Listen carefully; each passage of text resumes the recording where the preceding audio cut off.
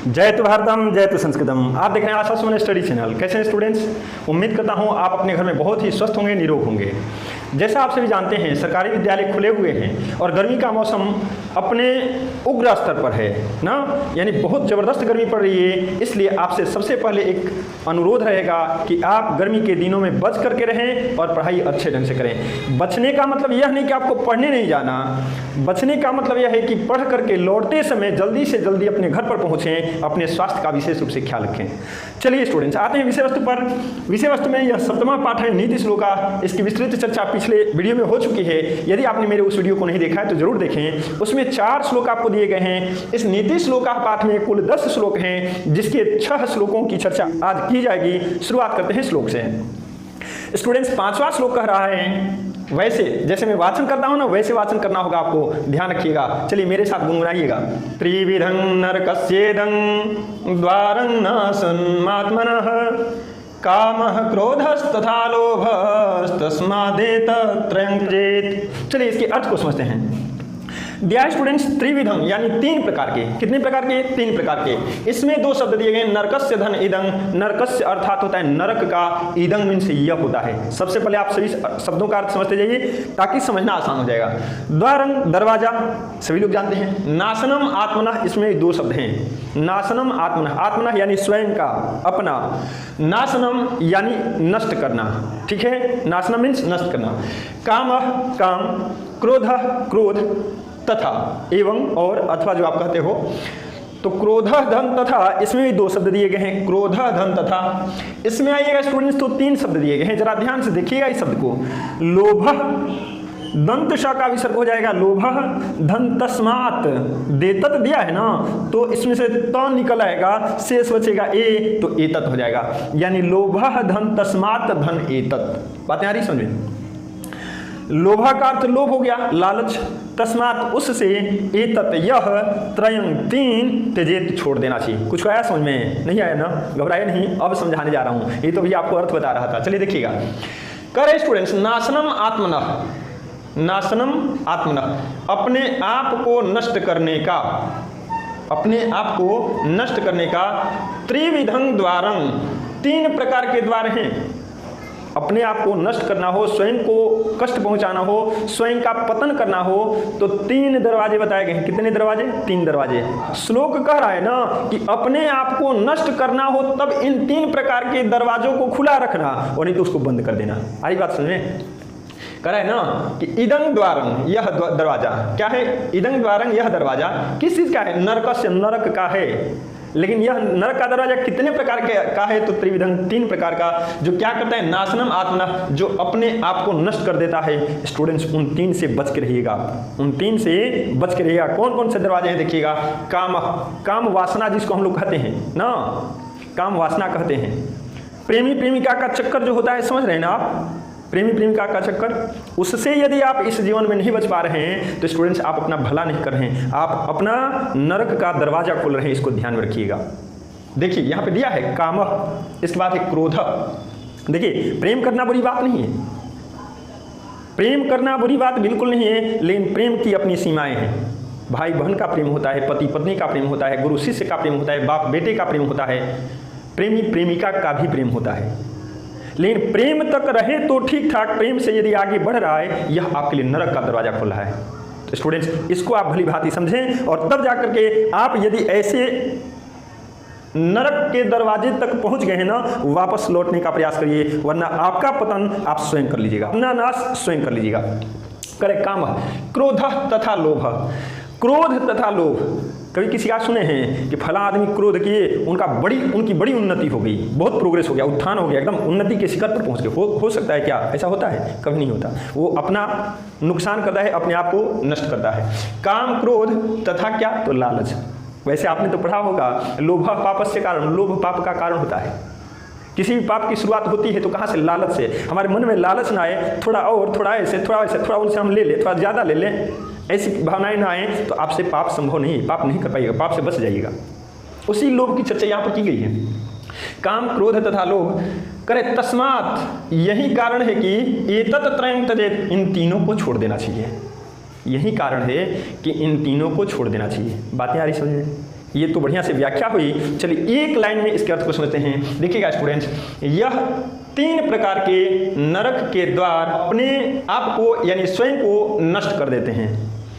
काम, क्रोध तथा लोभ, ये 3 प्रकार के दरवाजे अपने आप को क्षति पहुंचाते हैं। इसलिए तस्मात् एतत् त्रयं त्यजेत्, इसलिए इन तीनों को छोड़ देना चाहिए। कोई दिक्कत? आगे बढ़ूं? उम्मीद करता हूं आपको समझ में आ गया होगा। अगले श्लोक की तरफ चलते हैं हम लोग। देखिएगा स्टूडेंट्स, दिया है षड्दोषाः पुरुषेणेह हातव्या भूतिमीक्षता निद्रा तंद्रा भयं क्रोधं आलस्यं दीर्घसूत्रता। स्टूडेंट्स, 6 प्रकार के दोष बताए गए हैं। 6 प्रकार के अवगुणों की चर्चा की जाएगी। गुणों की चर्चा तो आपने बहुत सारी सुनी होगी, लेकिन आज हम चर्चा करेंगे अवगुणों की। और अवगुणों की चर्चा इसलिए कि संस्कृत सिखाता है संस्कार, और संस्कार में यही तो होता है। क्या होता है? यदि हमको पता चल गया कि ये अच्छे गुण है तो उसको अपने अंदर निहित करना है, समाहित करना है। और यदि पता चल गया कि यह दोष है, यह अवगुण है, उसको तुरंत छोड़ देना है। श्लोक देखिए क्या करे। षड्दोषा, 6 दोष। कितने दोष? 6 दोष। पुरुषेण इह, यह पुरुष के द्वारा हातव्या, छोड़ देना चाहिए। भूतिम, इसमें 2 शब्द हैं। भूतिम धन इक्षता, भूतिम मीन्स कल्याण होता है, भलाई होता है। इक्षता, चाहने वाले। अरे बात सुनिए। निद्रा, नींद, खूब सोइए। तंद्रा, तंद्रा समझ रहे हैं? ऊँघाई जो आती है ना, ऊँघाई। अब रात को नींद नहीं आई, अब किसी काम में गए, झपकी ले रहे हैं, यही ऊँघाई है। ऊँघाई। भयं, डर। क्रोध, फिर देखिए क्रोध की चर्चा फिर से आ गई। ध्यान रखिएगा, बार बार क्रोध आ रहा है, क्रोध पर कंट्रोल करिए यदि आपको ज़्यादा आता है तो। आलस्य और दीर्घसूत्रता, यानी धीरे धीरे काम करने की आदत। ये 6 प्रकार के दोष हैं। कितने प्रकार के? 6 प्रकार के, गिन लीजिए ना। निद्रा 1, तंद्रा 2, भयं 3, क्रोध 4, आलस्य 5 और दीर्घसूत्रता 6। चलिए आते हैं श्लोक के अर्थ को बढ़िया से समझते हैं। अपना कल्याण चाहने वाले पुरुषों को, अपना कल्याण चाहने वाले पुरुषों को यह मीन्स यह 6 दोष छोड़ देना चाहिए। कोई दिक्कत? फिर देखिएगा, अपना कल्याण चाहने वाले पुरुष को ये 6 दोष छोड़ देना चाहिए। वे दोष कौन कौन से हैं? तो कह रहा है कि नींद, ऊँघाई, भय, क्रोध, आलस्य और धीरे धीरे काम करने की आदत। ऐसा क्यों? क्योंकि ये 6 प्रकार के दोष हैं। यदि दोषों को अपने अंदर रखते हैं ना, तो फिर आपके अंदर गुण नहीं आएंगे। गुणों को अंदर रखना है तो अवगुणों को बाहर करना होगा। सीधी सी बात है। एक एग्जाम्पल से समझिए ना। मान लीजिए आपके यहाँ आपका पड़ोसी, हालांकि पड़ोसी तो दूध क्यों पहुँचाएंगे, पड़ोसी लोग दूध नहीं पहुँचाएंगे, फिर भी मान लीजिए आपका पड़ोसी 1 गिलास दूध आपके यहाँ लेकर के गया और आपके घर 1 ही गिलास है और उसमें पानी आपने रखा है। क्या करिएगा? बताइए, आपसे पूछ रहा हूँ मैं, क्या करिएगा? पानी को गिरा दीजिएगा ना। पानी भी हमारे लिए ज़रूरी है, लेकिन उस समय पानी चूंकि हमारे घर में उपलब्ध है, दूध हमारे घर में नहीं है, इसलिए दूध वह कीमती हो जा रहा है। तो क्या करिएगा? उस पानी को नीचे गिराइएगा और फिर उस दूध को ले लीजिएगा। जरा सोचिए तो, क्या आप ऐसा भी करिएगा क्या? पानी तो रखा है, पानी को हम गिराएंगे नहीं, इसी में दूध दे दो भाई। अरे पड़ोसी आपको मूर्ख कहेगा, मत करिएगा, ऐसे गड़बड़ हो जाएगा। समझ रहे हैं? ऐसे मन नहीं करना है आपको। पानी गिराया आपने, दूध को रख। ये क्या साबित कर रहा है? ये क्या बता रहा है? कि हमें अंदर अपने शरीर के अंदर यदि गुणों को समाहित करना है ना, तो अवगुणों को धीरे धीरे धीरे धीरे निकालना होगा। बातें आ रही समझ में? स्टूडेंट्स ध्यान रखिएगा, आपके घर में 2 चीज़ों का इस्तेमाल होता होगा। 2 चीज़ सबके घर में होता होगा, इसलिए सबकी बात कर रहा हूँ मैं। चलनी आप सुने हैं, चलनी, और सुपड़ा, जिसे हमारे घर की महिलाएं, माताएं, बहनें ना चावल फटकने का काम करती हैं, चावल से कचरा निकालने का काम करती हैं। तो क्या करती हैं? देखिए दोनों की आदत समझिए। छलनी की आदत है कि वह अपने अंदर सारे अवगुणों को रख के गुण को नीचे कर देता है। छलनी में आटा आप छालते हैं ना जी, तो आटा में जो भी अवशिष्ट पदार्थ होते हैं वो ऊपर रह जाता है, और जो अच्छा वाला होता है वो क्या होता है? नीचे चला जाता है। और सूप में जितनी अच्छाई होती है वह सब अंदर रह जाता है और उसमें का कचरा बाहर चला जाता है। स्टूडेंट्स, सूप बनने का प्रयास करिएगा, चलनी बनिएगा ना, फिर तो गड़बड़ है। सफलता आपके पास नहीं जाएगी, सफलता पड़ोसी के पास चली जाएगी। इसलिए थोड़ा सावधानीपूर्वक काम करेंगे। चलिए एक बार और, अपना कल्याण चाहने वाले पुरुष को यह 6 दोष छोड़ देना चाहिए। नींद, ऊंघाई, डर, क्रोध, आलस्य और धीरे धीरे काम करने की आदत। इसमें कोई दिक्कत नहीं ना, आगे बढ़ें। सत्येन रक्षते धर्मो विद्या योगेन रक्षते, मृजया रक्षते रूपं कूलं वृत्तेन रक्षते। इसके अर्थ को समझते हैं। और स्टूडेंट्स, यदि हम संस्कृत पढ़ रहे हैं तो यह भी हमारा कर्तव्य है। क्या क्या है देखिएगा ध्यान से। सत्येन रक्षते धर्मो, सत्य के द्वारा धर्म की रक्षा की जाती है। क्या आप चाहते हैं कि धर्म का काम करें, पुण्य का काम करें? यदि ऐसा चाहते हैं तो आप आज से सत्य बोलना प्रारंभ कर दें। किसी विशेष परिस्थिति में, किसी विशेष संकट में, किसी विशेष आपदा में झूठ बोल दिए, चलो बच्चे हैं गलती हो गई, लेकिन हर बात में अपने से बड़ों के साथ झूठ बोल रहे हैं, अपने से बड़ों के साथ अच्छे ढंग से पेश नहीं आ रहे हैं, ये तो बड़ा गड़बड़ है ना। क्यों? क्योंकि श्लोक कह रहा है सत्येन रक्षते धर्मो, सत्य से धर्म की रक्षा की जाती है। और यदि हम ही असत्य बोल रहे हैं, संस्कृत प्रेमी लोग असत्य बोल रहे हैं, संस्कृत पढ़ने वाले हमारे स्टूडेंट्स असत्य बोल रहे हैं, फिर धर्म की रक्षा हम लोग कैसे कर सकते हैं? इसलिए यदि आप धर्म की रक्षा करना चाहते हैं तो सत्य बोलना सीखें, सत्य से धर्म की रक्षा की जाती है। आगे स्टूडेंट्स, विद्या योगेन रक्षते। यदि आप स्टूडेंट्स हैं तो पूरे श्लोक में, अभी 3 श्लोक में पढ़ा रहा हूं, तीनों श्लोक में सबसे इंपॉर्टेंट लाइन आई हुई है, सबसे इंपॉर्टेंट, विद्या योगेन रक्षते। विद्या योग के द्वारा रक्षा की जाती है। योग का अर्थ अभ्यास भी होता है। सर जी ने पढ़ा दिया, अब खूब आराम से बैठे हुए हैं, एक बार वीडियो सुन लिए काम खत्म, एक बार क्लास में पढ़ लिए काम खत्म, नहीं, बार बार अभ्यास करना है, बार बार उस चीज को पढ़ना है। किसी ने कहा है, ठीक ही कहा है, कि 100 पुस्तकों को एक एक बार पढ़ने से बढ़िया है एक पुस्तक को आप 100 बार पढ़ो, ताकि एक पुस्तक में जो चीजें हुई ना वो खुल करके आप समझा पाओगे, किसी को बता पाओगे। क्यों? क्योंकि उसको आपने अच्छे ढंग से समझ लिया है। 100 को आप सब बारी बारी पढ़ रहे हो, क्या होगा? कहीं कुछ नहीं समझ पाओगे, कुछ नहीं समझ पाओगे, ये मेरी गारंटी है। इसलिए स्टूडेंट्स, यदि विद्या को आपको ग्रहण करना है, विद्या आपको प्राप्त करनी है, तो खूब अभ्यास करना होगा, बार बार अभ्यास करना होगा, उससे आपको भागना नहीं है। ये कह रहा है विद्या योगेन रक्षते। फिर दिया स्टूडेंट्स, मृजया रक्षते रूपं। यदि रूप की रक्षा करनी है आपको, यदि अपना रूप संवारना है, सुंदर करना है, तो श्लोक कहता है ना, मृजया रक्षते रूपं। मृजया यानी उबटन के द्वारा अपने रूप की रक्षा की जाती है, ठीक है। और कूलं वृत्तेन रक्षते, यह भी आपके लिए बड़ा इंपॉर्टेंट है। क्यों? क्योंकि कुल से, यानी कुल का अर्थ होता है खानदान। यदि आपका खानदान सब कुछ सही ढंग से चलते आ रहा है और किसी प्रकार की कोई कमी नहीं रही है, तो आप प्रयास करें कि आपका इतना अच्छा आचरण हो कि उस कुल की परंपरा को और आगे लेकर के जाएं, उस कुल में जो प्रशंसा के पात्र लोग रहे हैं उस पर दाग धब्बा न आने दें। और वो कैसे होगा? तो कह रहा है कुल की रक्षा की जाती है। किससे? वृत्तेन, वृत्ति से। वृत्त क्या है? अच्छे आचरण को वृत्त कहते हैं, यानी सदाचार से अपने कुल की रक्षा की जाती है।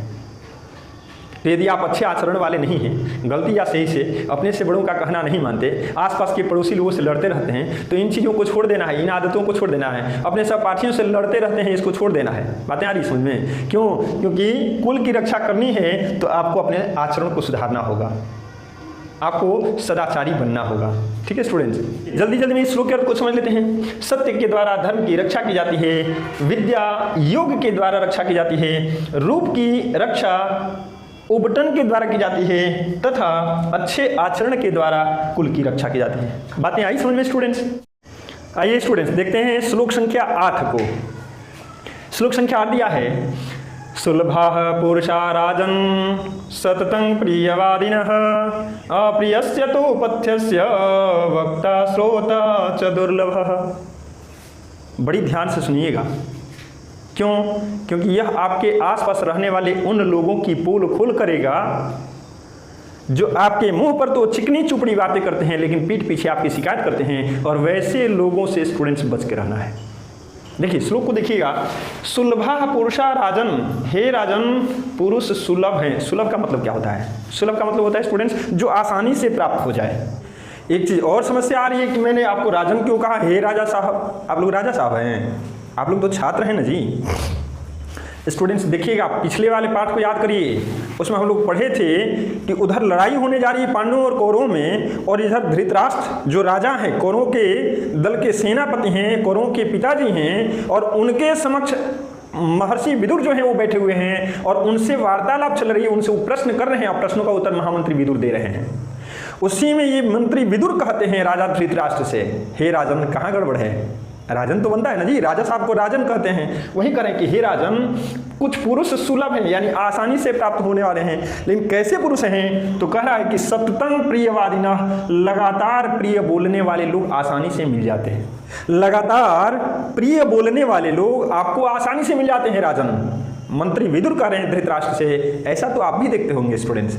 जब भी आपके पास कुछ चीज़ के लिए, किसी काम के लिए, किसी वस्तु के लिए किसी दूसरे को आना हो, बड़ी मीठी मीठी बातें होती हैं, बड़ी प्रिय बातें होती हैं। वैसे लोगों से सावधान रहिएगा स्टूडेंट्स। क्यों? क्योंकि ये वही लोग हैं जो आज काम पड़ा है तो बड़ी मीठी बातें कर रहे हैं, लेकिन हो सकता है कि काम निकल जाए, आपको भूल जाए। आपको लोगों को पहचान करना है, घबराइएगा नहीं। श्लोक की अगली लाइन बहुत कुछ बताने वाली है आपको। लेकिन इसमें जो कह रहा है कि हे राजन, लगातार प्रिय बोलने वाले पुरुष सुलभ हैं, अर्थात ऐसे व्यक्ति आसानी से मिल जाते हैं, ऐसे व्यक्ति हर जगह पर उपलब्ध हैं। ऐसा नहीं कि मेरे यहाँ ही उपलब्ध हैं, आपके यहाँ भी मिलते होंगे। ठीक है, कभी समाज के उन लोगों को पहचानने का प्रयास करिएगा। दूसरी लाइन में उन्होंने कहा अप्रियस्य तु पथ्यस्य, प्रिय नहीं हो, अप्रिय हो, वाणी कटु हो, लेकिन कैसी हो? तो अप्रियस्य तु पथ्यस्य, लेकिन कल्याणकारी हो। अप्रिय हो, कड़वा वचन हो, लेकिन कल्याणकारी हो। वक्ता श्रोता च दुर्लभ, ऐसे बोलने वाले भी दुर्लभ हैं और ऐसे सुनने वाले भी दुर्लभ हैं। श्रोता भी दुर्लभ हैं। अप्रिय यदि वक्ता है, बोलने वाला यदि अप्रिय बोल रहा है ना, सुनने वाले को बर्दाश्त ही नहीं होगी। और अप्रिय लेकिन कल्याणकारी वचन बोलने वाला वक्ता भी दुर्लभ है। वक्ता हमको और आपको कैसा मिलेगा? खूब मीठी मीठी बातें करने वाला मिलेगा। लेकिन ये हम भूल जाते हैं कि मीठी मीठी बातें करने की वजह क्या है। कहीं ऐसा तो नहीं कि मेरे सामने मीठी मीठी बातें कर रहा है, मेरी खूब प्रशंसा कर रहा है, दूसरों की आलोचना कर रहा है और फिर उसके पास जाता हो तो मेरी आलोचना करता हो। ऐसा भी तो हो सकता है। ऐसे लोग हैं समाज में, आपके समाज में, मेरे समाज में, हर समाज में ऐसे लोग विद्यमान हैं। तो वैसे लोगों से सावधान रहना है जो केवल प्रिय वचन बोलते हैं। वैसे लोगों को आपको ढूंढना है कि अप्रिय बोलें लेकिन आपके हित की बात बोलें, आपके कल्याण की बात बोलें। आपके माता पिता कभी आपको पीटते भी होंगे, कभी आपको डांटते भी होंगे, कभी लोगों के सामने आपकी आलोचना कर देते होंगे। बड़ा कष्ट आता होगा आपको, कैसे बोल दिए समझ में नहीं आया, 10 लोगों के सामने कुछ भी बोल देना है, बड़ी गुस्सा आता होगा। लेकिन स्टूडेंट्स ध्यान रखिएगा, उनकी जो डांट होती है ना, उस डांट के पीछे भी आपका कल्याण निहित होता है। अपने स्वार्थ के लिए उन्होंने नहीं डांटा। कभी कभी कक्षा में हम लोग भी डांट देते हैं, शिक्षक भी डांटते हैं। हमारे भी शिक्षक मुझे डांटे हुए हैं और सर से स्वीकार करता हूँ, हाँ मैंने डांट खाई है, मैंने मार खाई है। क्यों नहीं खाएगा आदमी? वो तो गुरुजन का आशीर्वाद होता है। गुरु, माता और पिता कभी ऐसा नहीं कर सकते कि आपकी पिताई बदले की भावना से करें। नहीं, ये लोग चाहते हैं कि मेरे बच्चे के अंदर अच्छाई ही अच्छाई प्रवेश करे, बुराइयों को हम बाहर निकालें। इसलिए कभी कभी प्रेम से, अंदर तो प्रेम है लेकिन बाहर दिखाना नहीं है, बल्कि बाहर से तो थप्पड़ देना है। फिर देखिएगा स्टूडेंट्स एक बात, हे राजन, लगातार प्रिय बोलने वाले पुरुष सुलभ हैं, अर्थात आसानी से मिल जाते हैं, लेकिन अप्रिय तथा कल्याणकारी बोलने वाले और सुनने वाले दोनों दुर्लभ हैं, अर्थात दोनों आसानी से नहीं मिलते हैं। कोई दिक्कत है इस श्लोक में?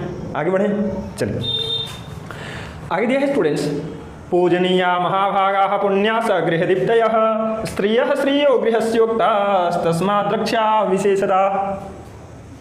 बहुत अपने आप में बेहतरीन लाइन है, बहुत ही बेहतरीन श्लोक है। ध्यान से सुनिएगा, ये श्लोक थोड़ा कठिन है लेकिन समझ में आ जाए तो वास्तव में यह श्लोक भी अपने आप में बहुत ही महत्वपूर्ण है। पूजनीय महाभागा, पूजनीय हैं यानी पूजा करने योग्य हैं। कौन? महाभागा। महाभागा कहते हैं ना सौभाग्यवती स्त्रियों को। किसको? सौभाग्यवती स्त्रियों को। पुण्यास, पुण्यात्मा लोग, धर्मात्मा लोग पूजनीय हैं। बाद में हम अर्थ समझाएंगे बढ़िया से। गृह दीप्तय, घर का दीपक, कुल का दीपक। गृह दीप्तय का अर्थ कुल का दीपक। कह रहा है स्त्रिय, स्त्रिय में यहाँ से गृहस्य लगा लीजिएगा, गृहस्य स्त्रिय, गृहस्य स्त्रिय घर की स्त्रियाँ, और गृहस्य श्रिय घर की लक्ष्मी। बात आ रही समझ में? घर की लक्ष्मी, हाँ, इशारे से समझते चलिएगा, बड़ा काम करेगा। करे उक्ता, अब देखिए इसमें कई शब्द दिए गए हैं स्टूडेंट्स, बहुत सारे शब्द हैं, तोड़ के पढ़ेंगे आसानी से समझ में आ जाएगा। गृहस्य उक्ता तस्मात् रक्षा, 4 शब्द दिए गए हैं, 4 शब्द ध्यान से सुनिएगा। गृहस्य उक्ता तस्मात् रक्षा विशेषता। कह रहा है कि गृहस्य उक्ता, घर की या घर का, समय के अनुसार वाक्य के अनुसार का या के या की का प्रयोग करते हैं। उक्ता कही गई हैं, ठीक ना। तस्मात उससे रक्षा की जानी चाहिए, विशेषतः विशेष रूप से। अर्थ समझिएगा, कह रहे ना कि सौभाग्यवती स्त्रियां, पुण्यात्मा यानी धर्मात्मा लोग यानी धर्म के कामों में लगे रहने वाले लोग, गृहदीप्तयः घर का दीपक यानी कुल का दीपक, गृहस्य स्त्रियः घर की स्त्रियां, गृहस्य श्रियः घर की लक्ष्मी, उक्ता पूजनीया, पूजनीया उक्ता, पूजनीया उक्ता पूजनीय कहे गए हैं। कौन कौन लोग? सौभाग्यवती स्त्रियां, धर्मात्मा, घर का दीपक, घर की स्त्रियां और घर की लक्ष्मी पूजनीय उक्ता पूजनीय कही गई हैं। यानी इन लोगों की पूजा की जानी चाहिए। और पूजा का मतलब धूप दीप मत दिखाइएगा जी, हमारे बच्चे बड़ी भोले भाले हैं। अब ये समझ लेंगे भाई सर कहे ना पूजा, जैसे भगवान की पूजा आराधना करते हैं अगरबत्ती और धूप बत्ती दीप बत्ती लेके बैठे जाए ना, ये नहीं करना है। अरे सम्मान दो ना, प्रतिष्ठा दो, वही काफ़ी है। पूजा का मतलब वही है स्टूडेंट्स, सम्मान देते हो वही पूजा है। कह रहा है कि तस्मात रक्षा विशेषता, ये लोग पूजनीय हैं इसलिए इनकी विशेष रूप से रक्षा की जानी चाहिए। इन लोगों की रक्षा की जानी चाहिए। किसकी रक्षा आप नहीं करोगे? पूजनीय महाभागा सौभाग्यवती स्त्रियों की रक्षा। तो देखिएगा आपके घर पूजा वूजा पड़ेगा ना, पूजा पाठ होगा तो उसमें विधवा स्त्रियों को नहीं बुलाया जाता। घर का कोई भी शुभ कार्य हो रहा हो तो कहा जाता है 5 सुहागन को बुलाइए। बातें आ रही समझ में? तो वो 5 स्त्रियां जाती हैं, 5 सुहागन स्त्रियां जाती हैं तो उसे शुभ कार्य करती हैं, इसलिए वो क्या है? पूजनीय है। पुण्यास धर्मात्मा लोग जो बराबर धर्म के काम में लगे हुए हैं, पूजा पाठ कर रहे हैं, गरीबों को दान दे रहे हैं, लड़कियों को आगे बढ़ाने में मदद कर रहे हैं, पशुओं से प्रेम करते हैं, प्रकृति से प्रेम करते हैं, पुण्यात्मा लोग। इनके साथ यदि सम्मान नहीं करते तो समाज में आपको सम्मान नहीं मिलेगा। आगे गृह दीप्तया, घर का दीपक, आपने देखा भी होगा। वैसे घर के दीपक से 2 अर्थ निकलता है। एक तो आप शाम के समय में जो दीप आरती दिखाते हो वह भी, उससे क्या होता है? देवता प्रसन्न होते हैं। और एक कुल का दीपक या घर का दीपक, जो घर का चिराग होता है ना, यानी इकलौता जो लड़का होता है उसको कहते हैं कि यह कुल का दीपक है, उसकी भी रक्षा की जानी चाहिए। वह भी पूजनीय है। क्यों? क्योंकि वह अपने माता पिता के लिए वह दुलारा है, वह प्यारा है। उसका भी क्या होना चाहिए? सम्मान होना चाहिए। उसकी भी पूजा का मतलब उसका भी सम्मान होना चाहिए। देखिएगा जिसका इकलौता पुत्र होगा ना, घर का बड़ा ही दुलारा होता है, एकदम लोग लगे रहते हैं उसके पीछे। ए बेटे ये खा लो, ऐसे करो, वहाँ मत जाओ, ये से मत करो, वैसे मत। समझ में बात आ रही है? फिर कह रहे हैं गृहस्थ स्त्रियां, घर की स्त्रियां ना हो कोई काम नहीं होगा। काम हो पाएगा जी? कपड़ा धोना है, अब लोग हम धोना जानते नहीं, खाना बनाना जानते नहीं, सब वही लोग करते हैं और उनको सम्मान न मिले, फिर क्या दोगे आप? क्या दोगे बताओ? ये चीज हो गया गृहस्थ स्त्रियः। गृहस्थ श्रिय का अर्थ होता है लक्ष्मी, घर की लक्ष्मी। सम्मान दो स्टूडेंट्स, सम्मान दो। सम्मान देने का मतलब क्या है? बचा के रखो। अरे कंजूसी मत करो, लेकिन बचा के रखो। कंजूसी और बचाना दोनों अलग अलग हो गया।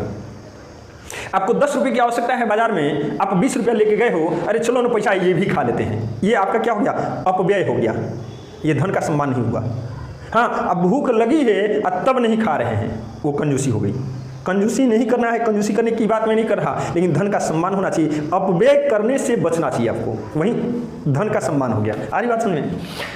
इसलिए कह रहा है कि तस्मात रक्षा विशेषता, इसलिए इन सबकी विशेष रूप से रक्षा की जानी चाहिए। एक बार जल्दी में संक्षिप्त रूप में लेकिन बढ़िया से इसके अर्थ को समझ लेते हैं।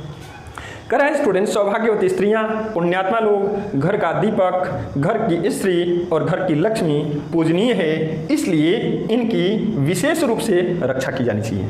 कोई दिक्कत? आगे बढ़े चलिए। श्लोक संख्या 10 अंतिम श्लोक है।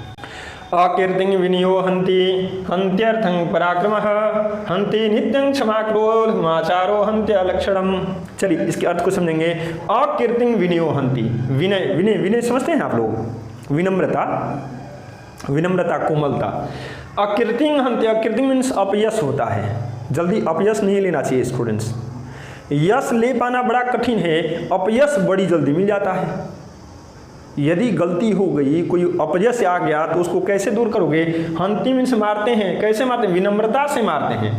विनम्रता क्या करती है? अपयश को मार डालती है, अपयश को खत्म कर देती है। मान लो आपसे कुछ गलती हो गई और सामने वाले से लड़ जाओ, हाँ हम ही किए, क्या होगा? सामने वाला आपकी पूजा करेगा और लड़ जाएगा, चढ़ जाएगा। वहाँ पर क्या, यदि आपसे कुछ गलती हो गई ना, उस भूल का आप स्वीकार कर लो, विनम्रता पूर्वक करो, हाँ हमसे गलती हो गई है, अरे सामने वाला ऐसा थोड़े क्या कसाई है जो आप पर एकदम अत्याचार करना शुरू कर देगा ना, तो आप क्या करोगे, विनम्रता से पेश आओ, तो आपका अपयश खत्म हो जाएगा। विनम्रता अपयश को मार डालती है, अपयश को खत्म करती है। हंति अनर्थं पराक्रम, पराक्रम जो है वह अनर्थ को नष्ट करता है। देखिएगा, दो लोग लड़ रहे होंगे, लड़ने के क्रम में आप देख रहे होंगे कि जो हट्टा कट्टा थोड़ा होगा ना, वो कमजोर व्यक्ति पर भारी पड़ रहा होगा। भले कमजोर व्यक्ति की गलती हो या नहीं हो, कभी कभी ऐसा भी देखने को मिलता है। समाज में 2-4 लोग देखे, दौड़े दौड़े आए, हाँ आप ही जानते हैं, अब मार रहा है, हाथ एकदम चला रहा है। कमजोर लोग आए तब तक हाथ चला रहा है, और कोई मजबूत बलशाली आदमी आया, अब हाथ उठा दी तो सोच लेना, देखना लड़ाई खत्म हो जाती है वहाँ पे। वही चीज यहाँ पर दिया है कि पराक्रमः अनर्थं हंति, 2 शब्द हैं इसमें, हंति अनर्थं, हंति अनर्थं।